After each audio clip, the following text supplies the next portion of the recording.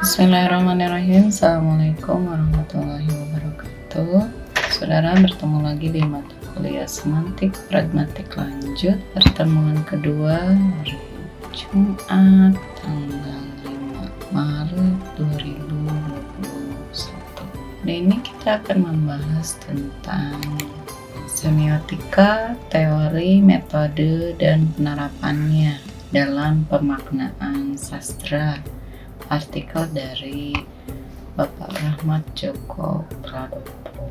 Baik, semiotika ini adalah ilmu tentang tanda, lahir pada akhir abad ke-19 dan awal abad ke-20, tetapi baru berkembang pada pertengahan abad ke-20. Nah, meskipun pada akhir abad ke-20 dalam bidang penelitian sastra sudah ada teori-teori sastra, tapi teori dan metode semiotika ini merupakan lanjutan dari teori strukturalisme.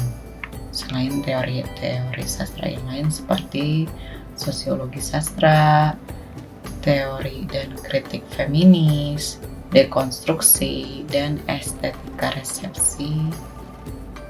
Jadi ada semiotika.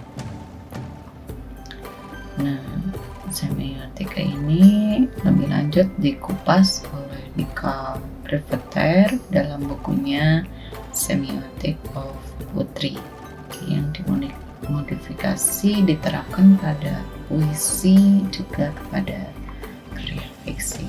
Jadi semiotika itu ilmu tentang tanda, mempelajari fenomena sosial budaya termasuk sastra sebagai sistem tanda. Ada penanda, signify atau signifiant, dan ada petanda, signified dan signify. Ini menurut Premier pada tahun 1974.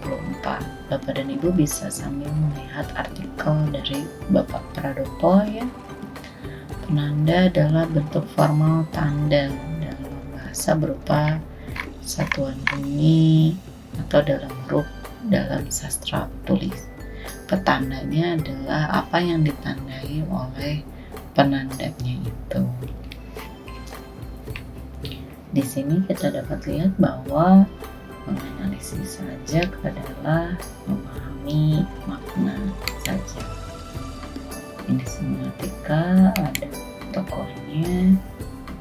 Nih, yang tadi saya bilang bahwa penelitian sastra dengan pendekatan semiotik yang merupakan lanjutan dari strukturalisme ini adalah melihat tanda yang berupa indeks, yaitu tanda-tanda yang menunjukkan hubungan sebab akibat. Jadi ada 3 hubungan antara penanda dan petanda, itu ada ikon, indeks, dan simbol.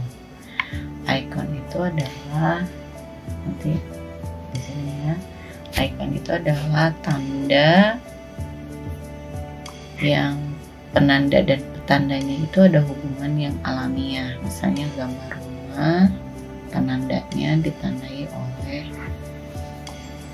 rumah yang sesungguhnya, gitu ya. Kemudian indeks adalah tanda yang penanda dan petandanya bersifat kausalitas. Misalnya asap menandai api, mendung menandai hujan. Dan simbol ini adalah tanda yang penanda dan petandanya tidak menunjukkan adanya hubungan alamiah. Misalnya kata ibu itu penandanya menandai orang yang melahirkan kita. Dalam bahasa Inggris mother, dalam bahasa Prancis la mère. Tanda bahasanya berupa simbol. Jadi tandanya simbol, penandanya adalah tadi orang yang melahirkan kita begitu. Nah, hubungan antara semiotik dan strukturalisme tadi, ini semiotik ini digunakan untuk memberikan makna kepada tanda-tanda sesudah suatu penelitian strukturalisme dan dilaksanakan melalui penelitian strukturalisme yang memungkinkan kita menemui tanda-tanda yang dapat memberi makna. Jadi kalau kita menganalisis puisi atau prosa itu harus terlebih dahulu memang ke strukturalismenya dulu.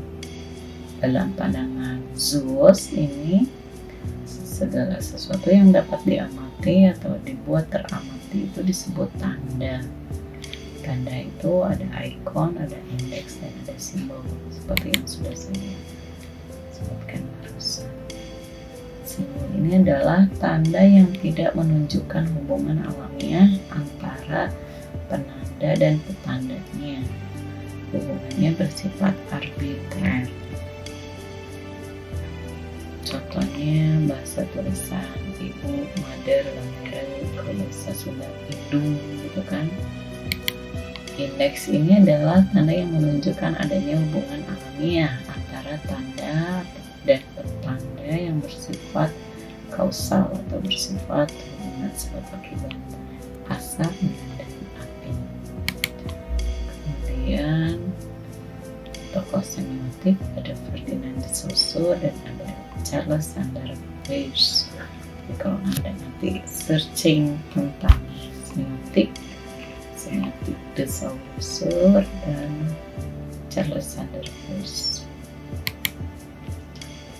Ferdinand de Saussure mengemukakan tanda mempunyai dua aspek yang ditangkap oleh indera kita yang disebut signifier, bidang penanda atau bentuk, dan aspek lainnya disebut signified, bidang petanda atau konsep atau makna. Jadi signifier ini penandanya, bentuknya, signified petandanya. Signifier ini gambar rumah, signified ada di bawahnya, R-U-M-A-H, rumah, itu signified atau petandanya. Jadi aspek yang kedua terkandung dalam aspek yang pertama. Petanda merupakan konsep atau apa yang dipresentasikan oleh aspek pertama. Ini tadi ya pengertian semiotika menurut Pradopo dan pengertian semiotika menurut Zuos. Semiotika menurut Pradopo adalah ilmu tentang tanda yang mempelajari sistem, aturan, konvensi yang memungkinkan tanda-tanda tersebut mempunyai arti. Misalnya tanda bahasa Arab pasti ada artinya, bahasa Jepang, bahasa Korea itu adalah konvensi, aturan tentang tanda huruf, termasuk misalnya huruf vokal dan konsonan di Indonesia jumlahnya tentu berbeda dengan jumlah vokal dan konsonan di bahasa Arab. Semiotika adalah ilmu yang mempelajari tentang tanda, sains, berfungsinya tanda dan produksi makna. Tanda adalah sesuatu yang bagi seseorang berarti sesuatu yang lain. Tanda menurut Charles Sanders Peirce ini adalah sesuatu yang dapat mewakili sesuatu yang lain dalam batas-batas tertentu. Tanda akan selalu mengacu pada objek dan berfungsi jika diinterpretasikan dalam benak penerima tanda melalui interpretan atau seseorang yang menginterpretasi. Jadi interpretan itu adalah pemahaman makna yang muncul pada diri penerima tanda. Artinya tanda itu baru dapat berfungsi jika tanda dapat ditangkap dan pemahaman terjadi berkat ground, pengetahuan tentang sistem tanda dalam suatu masyarakat. Jadi kita baru dapat mengerti misalnya suatu kata pen, misalnya pena dalam bahasa Inggris pen, apabila itu ada objeknya, kemudian ada tandanya, dan dan berkat pengetahuan bahwa ini adalah pulpen dalam bahasa Indonesia dan pen dalam bahasa Inggris, makanya tanda itu, sistem tanda itu dapat mewakili pena dalam bahasa Inggris. Ini adalah contohnya, begitu ya. Akhirnya aku sudah menunggu saat-saat ini sejak lama. Apakah kau rela aku pergi? Tentu tidak. Jangan pernah kau berpikiran seperti itu. Apakah kau mencintaiku? Tentu. Selamanya akan tetap begitu. Nah, ini adalah tanda, gitu ya. Icon itu adalah tanda hubungan antara penanda dan petandanya bersifat persamaan bentuk alamiah. Contohnya, potret orang menandai orang yang dipotret. Ini ada sajak sebuah kamar. Jadi untuk memberikan makna karya sastra ini dibaca berdasarkan sistem bahasa sebagai sistem semiotik tingkat pertama dan sistem semiotik tingkat kedua. Pembacaan berdasarkan sistem semiotik tingkat pertama adalah pembacaan heuristik, dan pembacaan berdasarkan sistem semiotik tingkat kedua adalah pembacaan retroaktif atau hermeneutik. Pembacaan heuristik itu menurut sistem bahasa adalah sistem tata bahasa normatif. Karya sastra ditulis secara sugestif, hubungan antar baris dan baitnya bersifat implisit. Jadi hanya mengekspresikan inti gagasan atau pikiran. Karenanya hal-hal yang tidak usah dinyatakan dalam puisi. Ada awalan dan akhiran yang dihilangkan hingga tinggal inti katanya. Ada susunan kalimat yang dibalik. Oleh karena itu, pembacaan sastra harus mewajarkan hal-hal yang memang tidak wajar. Bahasa sastra harus dinaturalisasikan menjadi bahasa biasa, bahasa normatif. Dalam penaturalisasian ini, kata-kata yang tidak berawalan dan berakhiran diberi awalan dan akhiran, kemudian ditambahkan. Ini sistem parafrase ya. Dapat ditambahkan kata atau kata-kata atau kalimat untuk memperjelas hubungan antar kalimat dan antar baitnya. Susunannya diubah menjadi susunan tata bahasa normatif. Baik kata maupun kalimatnya dapat diganti dengan sinonim atau yang searti. Contohnya sajak sebuah kamar karya Chairul Anwar. Sebuah jendela menyerahkan kamar ini pada dunia. Bulan yang menyinar ke dalam mau lebih banyak tahu. Sudah 5 anak bernyawa di sini. Aku salah satu. Ibuku tertidur dalam terseduh. Keramaian penjara sepi selalu.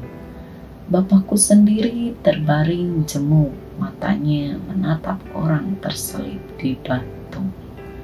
Sekeliling dunia bunuh diri. Aku minta adik lagi pada ibu dan bapakku, karena mereka berada di luar hitungan. Kamar begini 3 kali 4 meter terlalu sempit buat meniup nyawa. Nah, sajak sebuah kamar itu dapat dinaturalisasikan sebagai berikut.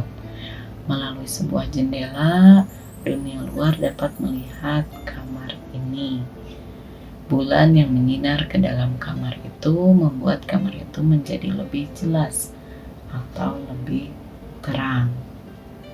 Ini ya, mau lebih banyak tahu. Sudah 5 anak, salah satunya adalah aku. Jadi dalam kamar itu sudah lahir 5 orang anak. Dalam kamar itu ibu si aku tertidur sementara masih menangis terseduh-seduh. Keadaan kamar itu seperti penjara, meskipun ramai banyak orangnya tetapi selalu sepi. Ayah si aku hanya bisa terbaring jemu menatap orang terselip di batu. Maksudnya adalah orang yang tersalib batu. gitu ya. Kemudian sekeliling dunia, kamar itu bunuh diri. Si aku bunuh diri dengan minta adik kepada ibu dan bapaknya. Mereka bunuh diri dalam arti mereka tidak mau memperhitungkan kamar yang sempit, yang ukurannya hanya 3x4 meter, yang sudah dihuni 5 orang anak, serta ayah dan ibunya jadi 7 orang. Oleh karena itu, kamar itu terlalu sempit untuk ditambah lagi dengan seorang anak. Nah, pembacaan heuristik di atas ini baru memberikan arti sajak berdasarkan konvensi bahasanya sebagai sistem semiotik tingkat pertama. Jadi, belum memberikan makna sajak. Untuk memberi maknanya, sajak ini harus dibaca ulang, retroaktif, dan diberi tafsiran berdasarkan konvensi sastra yang merupakan sistem semiotik tingkat kedua. Bagaimana pembacaan hermeneutiknya? Maka sajak itu adalah ekspresi tidak langsung atas kiasan-kiasan, ada metafora, ada metonimi, begitu ya. Misalnya sebuah jendela menyerahkan kamar ini pada dunia, ini adalah personifikasi. Jendela menyerahkan kamar, personifikasi pada dunia adalah synekdoche, totem pro parte. Bulan ini metafora. Mau lebih banyak tahu adalah personifikasi. 5 anak bernyawa ini adalah proses kelahiran. Tertidur dalam terseduh ini adalah paradoks atau pertentangan. Tertidur tapi terseduh. Orang yang biasanya tertidur itu tidak terseduh lagi, gitu ya. Tapi ini adalah paradoks, yaitu artinya adalah keadaan yang sangat menyedihkan. Keramaian penjara sepi selalu, ini juga paradoks dan hiperbole. Terbaring jenuh ini adalah ketidakberdayaan. Nah, ini adalah matanya menatap orang terselip di batu dan berdoa pada Tuhan sekeliling dunia bunuh diri. Ini adalah penderitaan kemudian. Aku minta adik lagi, ini adalah ironi. Berada di luar hitungan adalah memiliki arti keadaan yang sangat miskin, jadi di luar hitungan. Ini adalah ironi kehidupan tentang orang luar yang selalu ingin mengetahui rahasia orang dalam. Kemudian sajak di atas juga adalah orang yang hanya berdoa tanpa berusaha. Kemudian menggambarkan juga orang yang masih akan menambah anak lagi, padahal anaknya sudah banyak dan dalam keadaan yang sangat menderita. Ironi kehidupan ini dinyatakan dengan bahasa ironi hiperbolik, yaitu sindiran yang dilebih-lebihkan, yang dinyatakan dengan pertentangan keadaan dan paradoks. Jadi ada koherensi yang kuat dalam sajak antara unsur kiasan, gaya lukisan sampai tanda baca. Jadi ini pembacaan hermeneutiknya. Kalau ditafsirkan ini, sebuah kamar merupakan kiasan kehidupan keluarga, tergambar kehidupan sebuah keluarga si aku yang menderita. Kamarnya sempit, hanya 3x4 meter, dihuni oleh 7 orang, menggambarkan kemiskinan keluarga itu. Bahkan digambarkan kamar itu seperti penjara, banyak orangnya, ramai tapi sepi, dalam arti kamar itu tidak ada apa-apa, kosong, tidak ada perabot. Si ibu hanya bisa menangis, dan ironisnya si ayah hanya bisa berdoa, tetapi tidak dapat berbuat lain. Meskipun keadaannya demikian, mereka masih akan menambah jumlah keluarga lagi. Barangkali si ibu ini sedang hamil. Hal ini sama saja dengan bunuh diri, karena beban sudah berat, masih ditambah beban lagi dengan tambahnya seorang bayi. Ini hanya perspektif si Hairil Anwar, gitu ya. Konvensi sastra ini adalah puisi yang bersifat universal, yaitu dari yang bersifat individual menjadi nasional bahkan internasional. Meskipun sejak ini dikemukakan dengan adanya kehidupan keluarga si aku, tapi kamar ini menjadi simbol kehidupan bangsa Indonesia dalam keadaan kesukaran, miskin, penuh penderitaan, banyak jumlah penduduk tetapi selalu ditambah dan bertambah terus. Dan kamar si aku ini menjadi simbol kehidupan bangsa di dunia ini yang kian bertambah jumlah jiwanya, padahal kesejahteraannya sangat sedikit. Itu adalah semiotika dalam puisi. Terima kasih atas perhatiannya. Wassalamualaikum